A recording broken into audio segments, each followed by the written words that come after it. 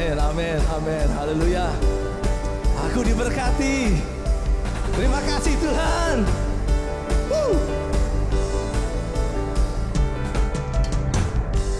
Kasih setiamu nyata bagiku, hikmat kebajikan tersedia bagiku. Sebab Allah sanggup limpahkan segalanya, dan anugerahnya sangat besar bagiku.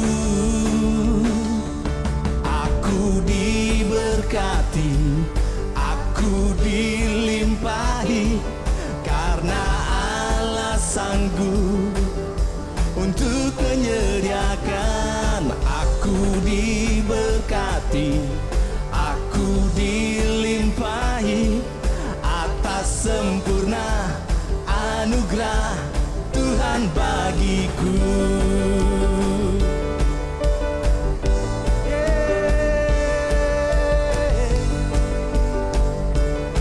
Kasih setiamu Tuhan nyata bagiku.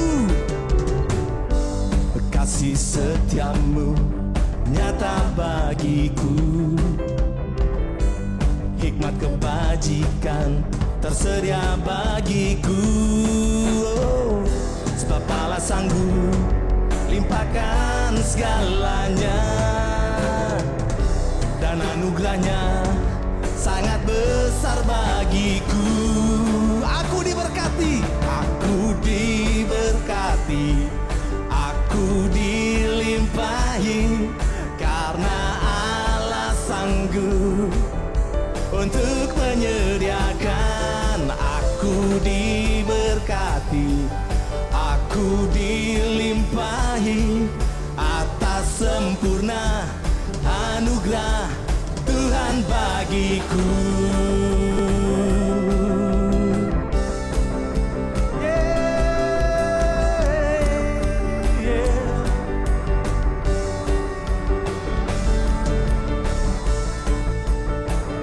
Terima kasih Tuhan buat anugerah-Mu dan kasih setia-Mu di dalam kehidupan kami. Mari kita nyatakan, sebab Allah sanggup.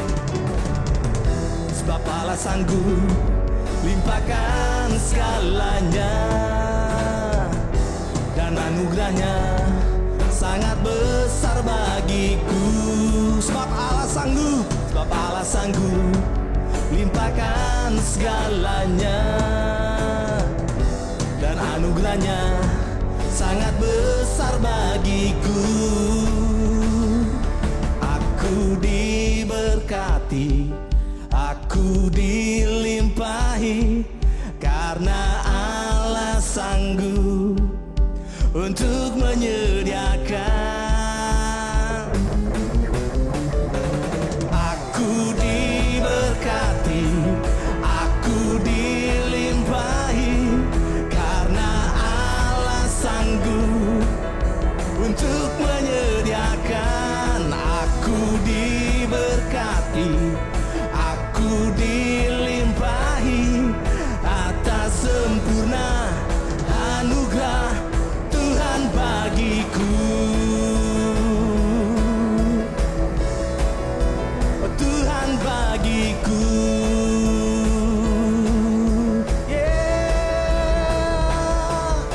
Haleluya Tuhan. Pujilah nama-Mu Tuhan. Terima kasih Tuhan. Shalom, puji nama Tuhan. Saya ajak saudara yang ada di rumah untuk sama-sama menantikan pencurahan Roh Kudus. Sama-sama menikmati Roh Kudus yang akan tercurah buat kita pagi ini. Haleluya. Mari kita angkat pujian Roh Kudus tercurah di tempat ini. Di tempat saudara. Amin.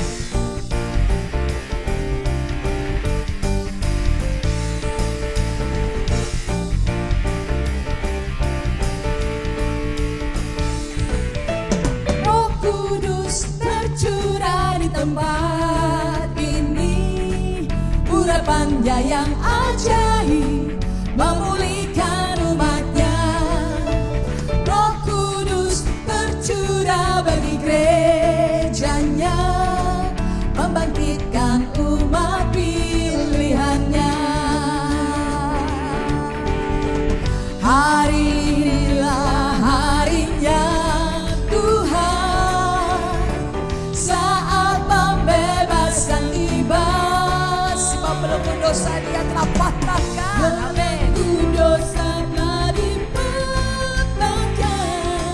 bersorak bagi Dia. Mari bersorak bagi Dia.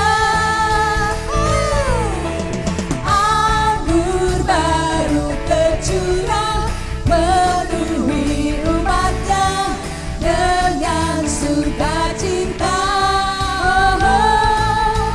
Minyak baru tercurah urapi umatnya, nyata kuasanya.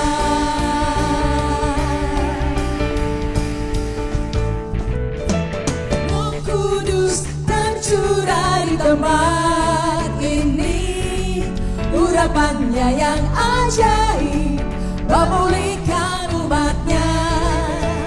Roh Kudus tercurah bagi gerejanya, membangkitkan umat pilihannya. Katakan hari ini harinya pencurahan Roh Kudus. Amin. Tuhan, saat pembebasan tiba, belenggu dosa telah dipatahkan. Mari bersorak bagi Dia. Anggur baru tercurah penuhi umatnya dengan sukacita. Minyak baru tercurah urapi umatnya, nyata kuasanya. Anggur baru tercurah, anggur baru tercurah penuhi umatnya dengan sukacita. Minyak baru tercurah urapi umatnya, nyata kuasanya. Nyata kuasanya. Nyata kuasanya.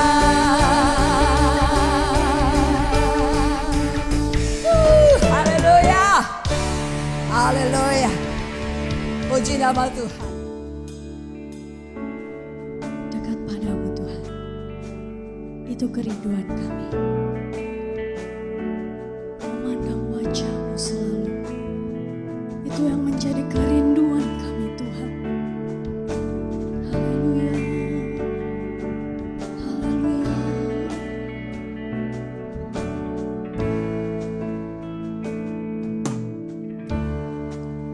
Dekat padamu, itu rinduku.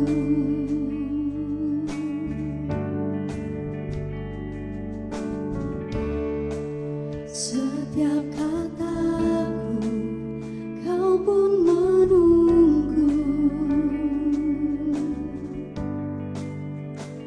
Tak kusangka ku temukan satu kasih yang abadi.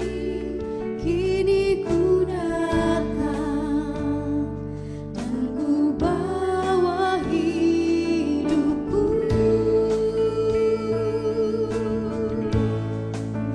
Memandang wajah-Mu, mengikuti kebaikan-Mu, mengejar hadir-Mu dalam hidupku. Membawa sembahku, menyatakan kebesaran-Mu, mengejar hadir-Mu dalam hidupku. Haleluya, haleluya, terima kasih Tuhan.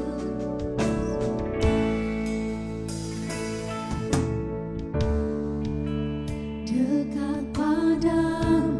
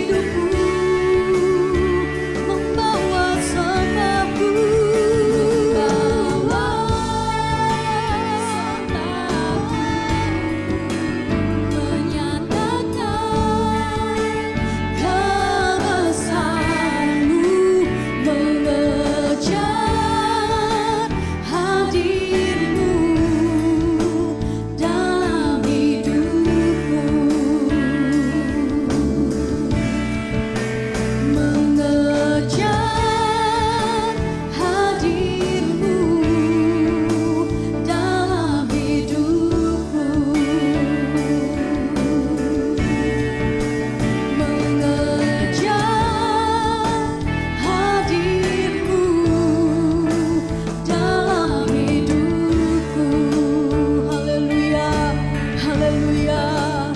Terima kasih Tuhan, kami menyembah-Mu, kami tinggikan Kau, sebab Kau Allah yang layak, kami tinggikan. Haleluya. Terima kasih Tuhan. Haleluya, haleluya, haleluya. Kami mau semakin masuk dalam hadirat-Mu Tuhan. Terima kasih Tuhan. Haleluya, haleluya, haleluya. Memandang wajah-Mu, memandang wajah-Mu, mengikuti kebaikan-Mu, mengejar hadir-Mu dalam hidupku. Membawa sembahku, menyatakan kebesaran-Mu, mengejar hadir-Mu dalam hidupku. Mengejar hadir-Mu dalam hidupku. Mengejar hadir-Mu dalam hidupku. Haleluya, haleluya. Terima kasih Tuhan. Haleluya. Terima kasih Tuhan. Pada pagi hari ini kami siap mendengarkan kebenaran firman Tuhan. Berbicaralah kepada setiap kami masing-masing dimanapun kami berada Tuhan. Kau urapi hamba-Mu yang menyampaikan kebenaran firman Tuhan. Agar apapun yang disampaikan semua berasal daripada Tuhan. Dan kami semua dapat diberkati. Ajar kami juga Tuhan untuk dapat menjadi pelaku-pelaku firman Tuhan. Terima kasih Tuhan, terima kasih. Kami sambut kebenaran firman Tuhan dalam nama Tuhan Yesus, Allah kami yang hidup. Haleluya. Amin. Shalom Bapak Ibu yang dikasihi Tuhan. Senang sekali jumpa lagi dalam ibadah online Gereja CCC. Kami menyambut saudara, jikalau saudara baru terhubung dengan channel gereja kami. Salam kenal buat saudara-saudara semua. Dan bagi jemaat Tuhan yang menyaksikan di rumah masing-masing, mari kita buka hati kita dan biarkan Roh Kudus menjamah dan memberkati kita pada minggu ini.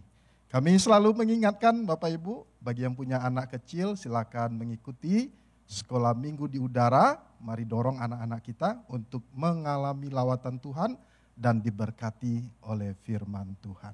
Puji nama Tuhan. Siap diberkati Bapak Ibu? Amin, puji nama Tuhan. Bapak Ibu yang dikasihi Tuhan, minggu ini masih bicara tema besar dari gereja kita, God Stories in Us. Kisah tentang Tuhan dalam perjalanan kehidupan kita. Dan minggu ini kita tiba kepada keluarga Ayub. Kita tiba kepada Ayub, Bapak Ibu yang dikasihi Tuhan, dan tema besar dari kitab Ayub adalah bagaimana kita memandang kehidupan ini dari sudut pandang Tuhan. Ketika kita memandang kehidupan ini dari sudut pandang Tuhan, maka kita mengalami yang saya sebut dengan cita rasa dari Allah yang baru.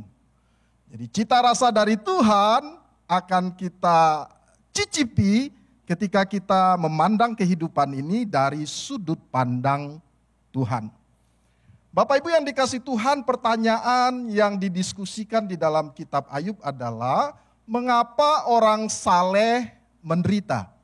Mengapa orang benar menderita?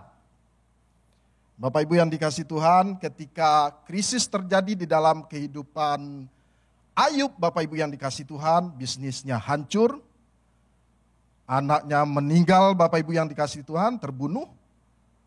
7 laki-laki dan 3 wanita terbunuh, Bapak Ibu. Lalu dia mengalami sakit. Ini situasi yang tidak mudah. Bisnis hancur, anak meninggal, lalu dirinya sakit. Gak mudah Bapak Ibu. Nah ini yang menjadi pertanyaan, mengapa Ayub yang adalah orang benar, orang saleh menderita? Bapak Ibu yang dikasihi Tuhan, kalau kita melihat dari kitab Ayub, maka kita melihat banyak pasal yang berbicara tentang diskusi dari Ayub dengan teman-temannya. Yang pertama adalah berbicara mengenai Ayub berdiskusi dengan Elifaz, Bildad, Zofar. Berdiskusi dengan Ayub, mengapa orang benar menderita. Bapak Ibu, itu ditulis dalam 29 pasal.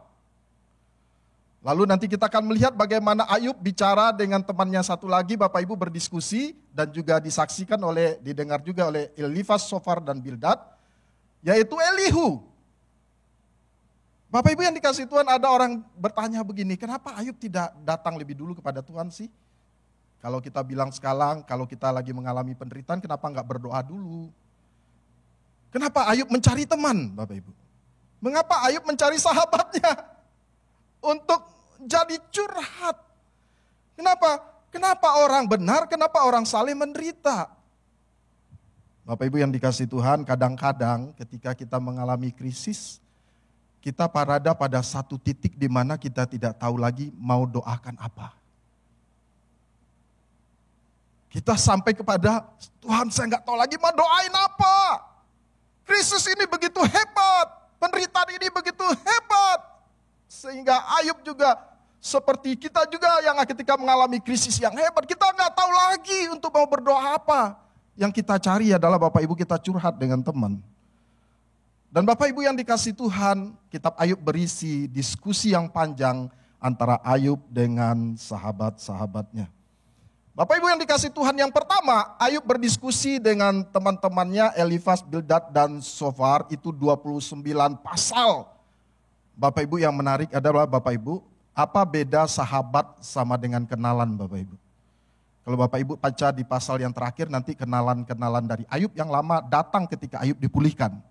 Lagi pesta dia datang, itu kenalan Bapak Ibu. Tapi kalau sahabat, kalau Bapak ingin tahu itu sahabat adalah ketika Bapak Ibu mengalami krisis, mengalami penderitaan, coba perhatikan siapa yang muncul. Dia sahabat saudara, dia sahabat kita. Ketika kita mengalami krisis, kita mengalami penderitaan, lalu ada orang yang mendatangi kita, say hello kepada kita, bertanya kepada kita Bapak Ibu, dan orang yang muncul ketika kita mengalami penderitaan itulah sahabat kita. Tapi ketika kita bersuka cita, happy, pesta, lalu orang muncul, itu bukan sahabat Bapak, itu adalah kenalan. Sahabat beda dengan kenalan. Nah Bapak Ibu yang kembali kita dalam diskusi ini, mengapa orang benar itu menderita? Elifaz, Bildad dan Zofar mengusulkan sebuah jawaban. Bahwa orang benar menderita karena dihukum Tuhan. Benarkah Bapak Ibu, orang benar lalu menderita dihukum Tuhan? Kalau orang berdosa mungkin Bapak Ibu berkata, ya Tuhan pasti hukum dia. Tapi kalau orang benar, orang saleh, menderita apakah dihukum Tuhan? Dan Alkitab, kitab Ayub dengan jelas Allah sendiri yang berkata di dalam Ayub 42 ayat 7 Bapak Ibu yang dikasihi Tuhan berkata begini. Setelah Tuhan mengucapkan firman itu kepada Ayub, maka firman Tuhan kepada Elifaz, orang Teman. Bapak Ibu coba perhatikan. Murkaku menyala terhadap engkau dan terhadap kedua sahabatmu. Kenapa Bapak Ibu? Karena kamu tidak berkata benar tentang aku seperti hambaku Ayub. Tuhan murka kepada orang yang berkata kalau orang benar menderita, itu adalah Tuhan hukum. Tuhan doyan menghukum orang. Tuhan murka Bapak Ibu. Bapak Ibu yang dikasihi Tuhan, kita perlu hati-hati ketika melihat teman kita, saudara seiman, yang mengalami pergumulan, penderitaan, krisis yang dialami. Kita mesti hati-hati. Jangan sampai kita juga berkata seperti 3 teman Ayub, bahwa orang benar menderita karena dihukum Tuhan. Tuhan sendiri menentang. Tuhan sendiri berkata, murkaku menyala terhadap engkau. Orang benar menderita bukan karena dihukum oleh Tuhan. Tapi Bapak Ibu bandingkan dengan Ayub. Ketika 10 anak Ayub terbunuh, Ayub bilang begini Bapak Ibu di Ayub 1 ayat 21. Tuhan yang memberi, Tuhan yang mengambil, terpujilah nama Tuhan. Pernahkah kita merenungkan statement ini Bapak Ibu? Ada sesuatu yang bernilai lalu direnggut. Diambil. Lalu kita disuruh terpujilah Tuhan. Anak direnggut, terbunuh Bapak Ibu, bukan 1, 10. Diambil, Tuhan yang memberi, Tuhan yang mengambil. Lalu kita berkata, terpujilah Tuhan. Tetapi Bapak Ibu yang dikasihi Tuhan, kitab Ayub langsung memberikan penilaian terhadap statement daripada Ayub dan berkata, dalam kesemuanya itu Ayub tidak berbuat dosa dan tidak menuduh Allah berbuat yang kurang patut. Ayub benar dalam perkataannya. Bagaimana ketika Ayub ditimpa penyakit Bapak Ibu? Ayub 2 ayat 9 sampai 10. Maka berkatalah istrinya kepadanya. Ibu-ibu, perhatikan ayat ini ya. Maka berkatalah istrinya kepadanya, kepada Ayub, masih bertekunkah engkau dalam kesalehanmu? Kutukilah Allahmu dan matilah. Bapak Ibu, ini istri Ayub lupa janji nikahnya Bapak Ibu. Kalau janji nikah kita waktu itu Bapak Ibu setia dalam suka, dalam duka, dalam sakit, dalam sehat, dalam berkelimpahan, dalam miskin. Ini istri Ayub lupa, kalau ada janji nikah dia lupa Bapak Ibu janji nikahnya. Dan dia berkata begini, kita sehidup semati. Saya hidup, kamu mati saja. Enggak, istri-istri enggak ya. Kita belajar dari keluarga Ayub enggak, kita tidak begitu. Ya Bapak Ibu, tapi istri Ayub ngomong begitu Bapak Ibu. Apa respon dari Ayub? Lalu Ayub berkata kepada istrinya, engkau berbicara seperti perempuan gila.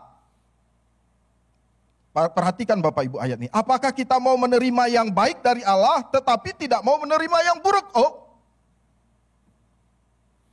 Apakah kita mau menerima yang baik dari Allah tetapi tidak mau menerima yang buruk?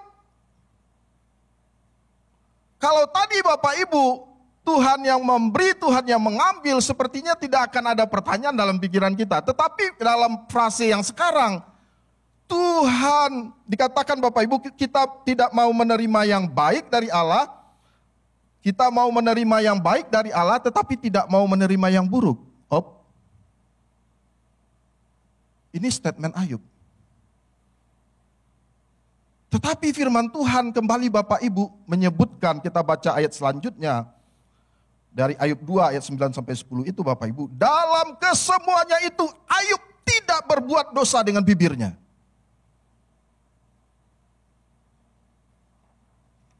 Ayub tidak berbuat dosa dengan bibirnya. Lalu Bapak Ibu penulis kitab Ayub di Ayub pasal 42, di pasal yang terakhir Bapak Ibu, menuliskan dengan sengaja sudut pandangnya mengenai mengapa orang benar menderita. Kita baca Bapak Ibu ayat 11. Kemudian datanglah kepadanya semua saudara-saudara laki-laki dan perempuan dan semua kenalannya yang lama. Ini Bapak Ibu kalau kenalan itu kalau lagi happy datang Bapak Ibu. Kalau sahabat ingin tahu lagi menderita, dia datang nggak? Muncul nggak? Tapi kalau kenalan lagi happy datang. Tapi kalau lagi krisis kita menderita dia seperti hilang di telan bumi. Ini Bapak Ibu kenalannya yang lama muncul. Dan makan bersama-sama dengan dia di rumahnya. Lagi happy, kenalan datang waktu lagi happy Bapak Ibu. Mereka menyatakan turut berduka cita dan menghibur dia oleh karena, perhatikan Bapak Ibu. Oleh karena segala malapetaka yang telah ditimpakan Tuhan. Oleh karena segala malapetaka yang ditimpakan Tuhan. Kalau tadi makin tinggi Bapak Ibu, yang pertama Tuhan yang memberi, Tuhan yang mengambil, terpujilah Tuhan. Lalu yang kedua, Ayub berkata, apakah kita tidak mau menerima yang buruk? Apakah kita hanya mau menerima yang baik saja dari Tuhan? Dan penulis kitab Ayub menambahkan, menegaskan dari perspektifnya Bapak Ibu, yang berkata, segala malapetaka yang ditimpakan Tuhan. Pertanyaannya Bapak Ibu, apa bedanya dengan 3 teman Ayub tadi yang mengatakan bahwa orang benar menderita karena dihukum oleh Tuhan? Apa bedanya? Beda sekali. Orang benar menderita bukan karena dihukum Tuhan. Ayub mengatakan kepada 3 temannya, coba perhatikan, saya menjaga integritas, kata Ayub. Saya tidak berlaku curang. Timbangan, kalau Bapak Ibu, kalau seorang pedagang Bapak Ibu, timbangan tidak saya curangi. Hebat ini. Ayub pengusaha pedagang hebat ini Bapak Ibu, luar biasa. Timbangan tidak dicurangi katanya. Tidak ada penipuan di dalam segala tindakan saya. Jadi Ayub sedang mematahkan pendapat 3 temannya, orang benar menderita, itu dihukum Tuhan, itu dibantahkan oleh integritas Ayub. Ayub punya integritas. Pendapat 3 temannya itu dibantahkan, apalagi Ayub berkata, ada orang berdosa yang berdosa lebih jahat, tetapi hidupnya baik-baik saja. Integritas dan realitas membantah pendapat 3 temannya yang pertama, yang mengatakan orang benar menderita karena dihukum Tuhan. Dibantah oleh integritas Ayub, dibantah oleh realitas bahwa ada orang jahat, orang berdosa, tetapi hidupnya baik-baik saja. Lalu Bapak Ibu yang dikasih Tuhan, muncullah Elihu. Lalu Elihu berkhotbah. Disinilah Bapak Ibu cita rasa Tuhan yang baru. 3 teman yang pertama berkata orang benar menderita dihukum oleh Tuhan. Ayub membantahnya dengan integritas dan realitas. Ayub dengan pernyataannya tidak bersalah atas perkataannya tentang Tuhan, Bapak Ibu yang dikasih Tuhan. Apa bedanya? Bedanya sekali lagi Bapak Ibu yang dikasih Tuhan. Ayub lagi berkata, segala sesuatu yang mendatangi kita baik atau buruk, itu adalah keputusan Tuhan yang berdaulat. Tetapi 3 temannya berkata orang benar menderita dihukum oleh Tuhan. Beda sekali. Lalu muncul Elihu Bapak Ibu. Elihu memberikan pijakan yang baru. Elihu berkata begini Bapak Ibu. Ayub dan 3 temannya juga dengar. Dia berkata Bapak Ibu.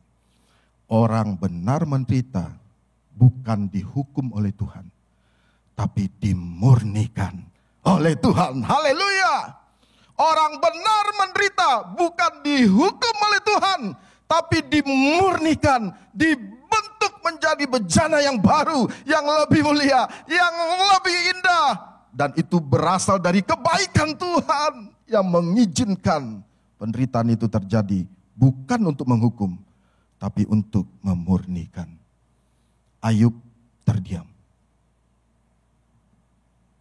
Kalau dengan 3 teman dia langsung membantah dengan integritas dan realitas. Tapi ketika Elihu berkhotbah Bapak Ibu 6 pasal. Lalu Ayub terdiam. Elihu berkata, ada kesombongan dalam diri Ayub yang mesti dimurnikan. Yang mesti dimurnikan. Ada residu. Ada endapan yang mesti dimurnikan. Dan dimurnikan itu dengan api penderitaan Bapak Ibu. Dimurnikan oleh penderitaan. Dan itu muncul dari kebaikan Tuhan yang melihat Ayub. Untuk dimurnikan, untuk dibentuk. Menjadi pribadi yang lebih baik, yang baru, yang makin mengasihi Tuhan. Bapak Ibu yang dikasihi Tuhan, kesombongan itu samar dan tidak terlalu lihat jelas. Kalau kita baca perkataan-perkataan Ayub, samar. Tetapi Tuhan tahu Bapak Ibu, sesuatu yang samar dalam diri Ayub yaitu kesombongan. jika tidak diintervensi oleh Tuhan, itu akan menghancurkan hidup Ayub. Dia bisa melawan Tuhan, dia bisa menentang Tuhan, bahkan dia bisa menendang Tuhan. Dan dia bisa berkata, saya bisa begini, saya bisa kaya, saya bisa sehat, saya bisa semuanya, tidak butuh Tuhan.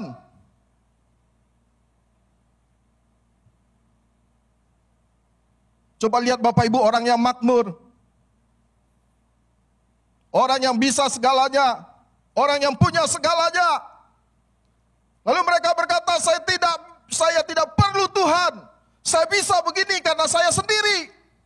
Sombong, menendang Tuhan, membuang Tuhan. Dan Tuhan mengintervensi Ayub. Sesuatu yang samar yang dilihat oleh orang, tapi jelas dilihat oleh Allah. Dan dia pakai penderitaan untuk memurnikan Ayub. Untuk memurnikan hidup kita. Bapak Ibu, saya membaca sebuah buku tulisan yang sangat menarik. Perubahan 1% itu memberikan dampak yang makin besar dan makin besar sejalan dengan waktu. Hanya 1%, samar. Samar 1% dari 100%, samar, tidak terlalu jelas. Tapi penelitian itu menyebutkan 1% kalau kita rubah, itu akan berdampak lebih besar dan makin besar dan makin besar dengan berjalannya waktu. Ketika sudut Bapak Ibu, sebuah sudut dimiringkan sedikit, sepertinya di titik awal samar, tapi dengan berkembangnya waktu, bergerak terus, maka itu akan makin melenceng, makin melenceng, makin melenceng, dan makin melenceng. Kesombongan Ayub samar dilihat manusia. Tapi Tuhan lihat, Bapak Ibu yang dikasih Tuhan, ini potensi bahaya. Sehingga dari kebaikan Tuhan, Tuhan mengizinkan penderitaan untuk memurnikan Ayub. Bukan untuk menghukum, tapi memurnikan dia. Dari mana residu itu muncul Bapak Ibu? Dari mana residu endapan itu muncul dari hidup kita?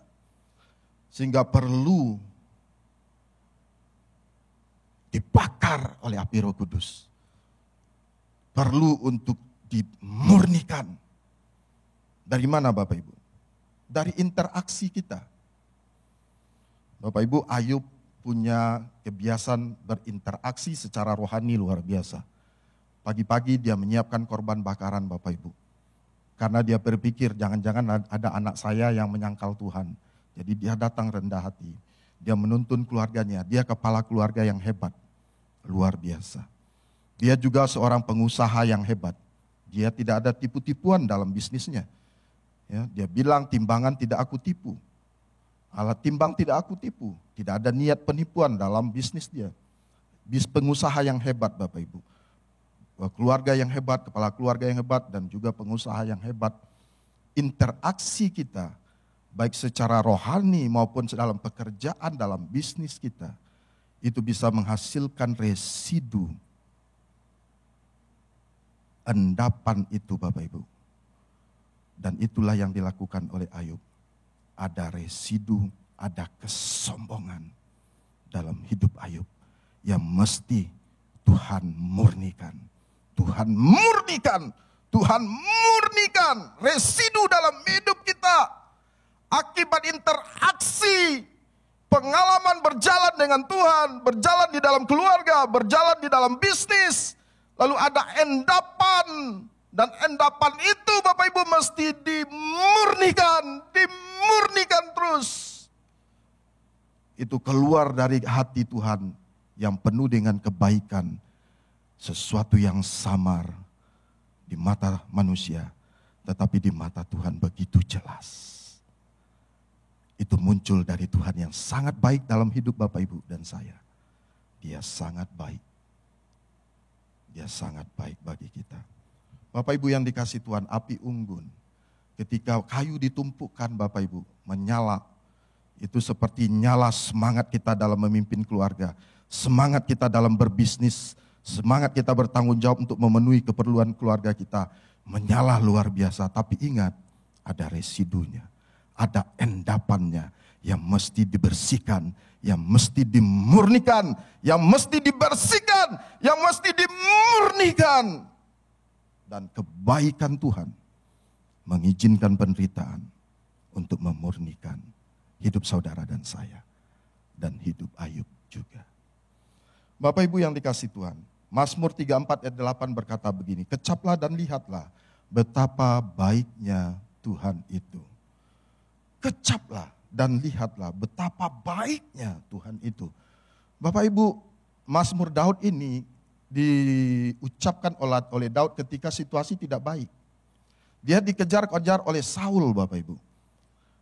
Ketika dia dikejar-kejar oleh Saul, Bapak Ibu, Daud dikejar-kejar oleh Saul.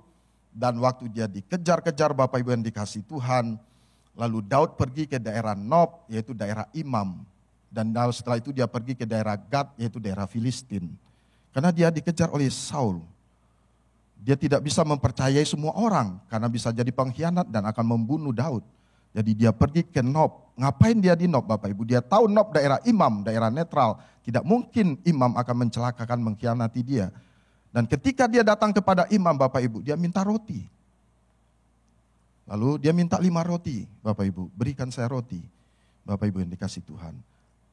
Dan Daud sedang berada dalam krisis yang hebat untuk mencukupi keperluan makan dia, keperluan hidupnya. Tuhan mesti memakai orang lain. Mungkin ada di antara kita juga hari ini. Ketika krisis terjadi, lalu Tuhan harus menggerakkan orang lain untuk mencukupkan keperluan hidup kita. Karena dia berjanji, dia akan mencukupkan keperluan kita. Lalu yang kedua, Bapak Ibu yang dikasihi Tuhan, lalu imam itu berkata, kamu sendirian saja, lonely. Ketika krisis Bapak yang terjadi dalam hidup kita, kita merasa sendiri. Saudara mungkin masih satu tempat tidur dengan istri, tetapi Bapak Ibu merasa lonely. Sendirian menghadapinya. Menghadapi krisis yang terjadi. Saudara mungkin masih ada di rumah dengan anak-anak, tetapi saudara merasa sendirian. Saudara merasa sendirian. Daud juga. Dia lonely, dia sendirian. Di tengah krisis, dikejar oleh Saul. Dia sendirian, dia lonely, tapi dia berkata, kecaplah dan lihatlah betapa baiknya Tuhan itu. Daud melihat hidupnya dari sudut pandang Tuhan. Bahwa dia harus melewati lembah-lembah pergumulan-pergumulan itu untuk menjadi King David. Untuk menjadi Raja Daud. Dia masuk di dalam lembah-lembah krisis itu, membentuk tangan Tuhan begitu keras. Membentuk Daud supaya dia tampil menjadi Raja Daud. Yang tidak pernah kalah dalam perang satu kali pun. Tangan Tuhan membentuk Daud dengan begitu keras. Dan itu keluar dari kebaikan Tuhan. Dia melihat Daud. Dan Daud memandang dari sudut pandang Tuhan. Penderitaan yang dia alami adalah itu membentuk dia. Mempersiapkan dia. Menjadi Raja Israel yang terkenal. Tidak ada yang seperti Daud. King David. Tangan Tuhan begitu keras membentuk. Dan itulah yang dikatakan oleh Daud. Kecaplah dan lihatlah kebaikan Tuhan. Kebaikan Tuhan yang mana? Kebaikan Tuhan yang mengizinkan penderitaan. Kebaikan Tuhan yang mengizinkan krisis terjadi dalam hidup kita. Untuk memurnikan kita. Untuk membentuk kita menjadi bejana yang baru. Yang dipakai oleh Tuhan. Yang ada di tangan penjuna. Dia membentuk saudara dan saya. Dan ketika dia selesai membentuk saudara. Tuhan memulihkan. Tuhan memberkati. Tuhan memakai hidup saya. Tuhan memakai hidup saudara. Yang percaya sama-sama katakan amin. Kebaikan Tuhan. Saudara yang dikasihi Tuhan. Madu itu tidak bisa diseminarkan untuk kita mengetahui rasa manisnya. Hanya dengan mencicipinya, maka kita akan berkata, madu itu manis. Mencicipinya, baru kita berkata, madu itu manis. Percuma seminar 10 jam, 20 jam tentang madu, tapi kalau kita tidak mencicipinya, maka kita tidak tahu manisnya madu. Dan kebaikan Tuhan mengizinkan saudara dan saya mengalami penderitaan untuk memurnikan kita, untuk membentuk hidup saudara dan saya. Dan itu keluar dari kebaikan Tuhan atas hidup saya, atas hidup saudara. Yang kedua Bapak Ibu, yang pertama orang benar menderita bukan dihukum Tuhan, tapi dimurnikan oleh Tuhan. Yang kedua, ketika orang benar memahami cita rasa Tuhan yang baru dengan cara melihat hidup ini dari sudut pandang Tuhan, maka orang yang benar menderita yang remuk diubahkan menjadi sesuatu, menjadi pribadi yang baru. Ketika Elihu berkata Bapak Ibu, bahwa dia memberikan pijakan yang baru, orang benar menderita bukan dihukum Tuhan, tapi untuk dimurnikan Tuhan. Ada kesombongan dalam hidup Ayub, dan Ayub terdiam. Ketika 3 temannya ngomong Bapak Ibu, Ayub membantah dengan integritas dan realitas hidup. Ketika Elihu memberikan pijakan yang baru, Ayub terdiam. Tapi Ayub belum berubah. Belum berubah. Hatinya mulai bertanya Bapak Ibu. Sebuah pijakan baru yang ditawarkan oleh Elihu. Tapi ketika Tuhan yang berbicara, lalu Ayub berkata, aku memandang Tuhan. Bukan lagi dari kata orang saja, Ayub 42 ayat 5. Aku mendengar tentang engkau, tetapi sekarang mataku sendiri memandang engkau. Sekarang mata Ayub memandang Tuhan. Bukan karena nasihat dari teman-temannya Bapak Ibu. Bukan karena pandangan yang buruk tentang Tuhan yang muncul dari 3 sahabat temannya. Bukan juga pandangan tentang Tuhan yang benar dari Elihu. Tetapi Ayub berubah karena perjumpaan dengan Tuhan. Dia tahu, dia memandang kehidupan ini dari sudut pandang Tuhan. Lalu dia berkata, mataku sendiri memandang engkau. Mesti mencicipinya pengalaman kebaikan Tuhan Bapak Ibu. Ayub tahu bahwa itu semua keluar dari kebaikan Tuhan. Dan ketika dia tahu Bapak Ibu, dia mencabut perkataannya yang sombong. Dan sekarang dia memandang kepada Tuhan. Di titik ini Bapak Ibu, Tuhan pulihkan Ayub. Bisnisnya diberkati double portion. Dia kembali diberikan 7 anak laki-laki dan 3 anak perempuan. Sekarang Ayub menjadi pribadi yang berbeda. Diberkati Tuhan, tapi dengan bejana yang mulia, yang berbeda, yang sudah dimurnikan.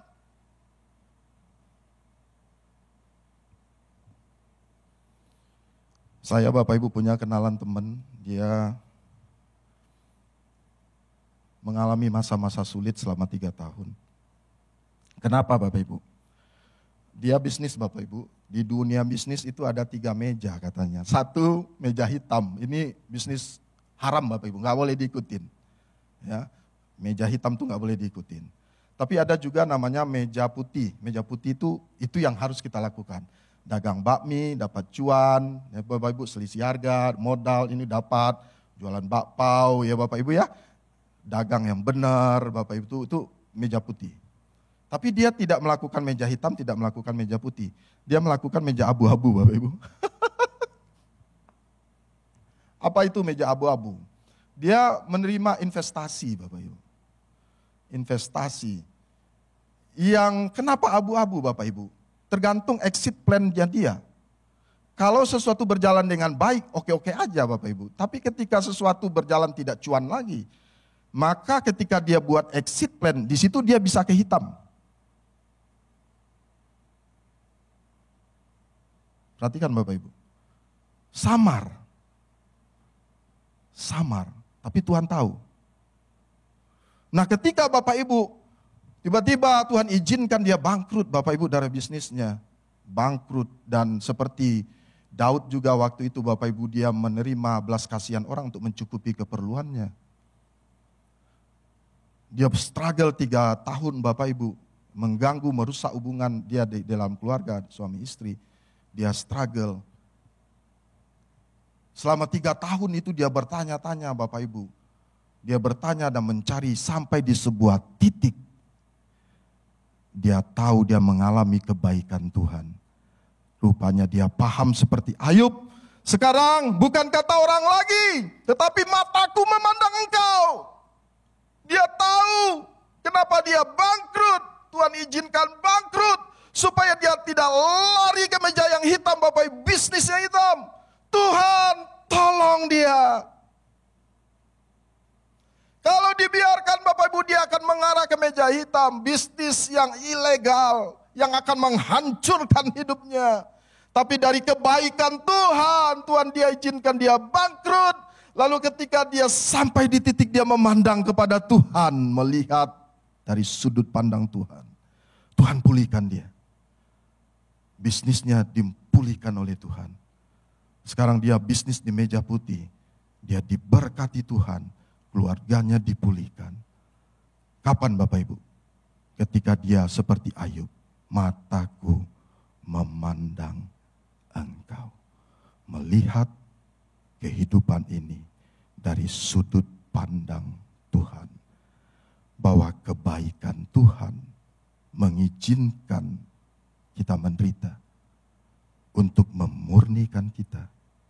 Untuk membentuk kita menjadi sesuatu pribadi yang baru. Remuk, yes. Tapi diubah jadi pribadi yang baru. Remuk dalam krisis, tapi dibentuk Tuhan jadi bejana yang baru. Itu keluar dari kebaikan Tuhan atas hidup saudara dan atas hidup saya. Mengapa orang benar menderita? Orang benar menderita bukan dihukum Tuhan, tapi untuk dimurnikan Tuhan. Dan ketika mata kita memandang Tuhan, melihat dari sudut pandang Tuhan yang penuh dengan kebaikan. Dan ketika kita mengalami Tuhan, Tuhan pulihkan hidup kita. God is good. Allah itu sungguh baik. Kecaplah dan lihatlah betapa baiknya Tuhan itu. Bapak Ibu yang dikasihi Tuhan, kita akan datang kepada Tuhan. Mungkin hari ini ada di antara saudara yang sedang mengalami krisis hidup. Mungkin bisnis lagi berdarah-darah. Atau mungkin saudara kehilangan keluarga yang dikasihi. Atau saudara mengalami sakit. Atau kombinasi dari 3 itu seperti Ayub.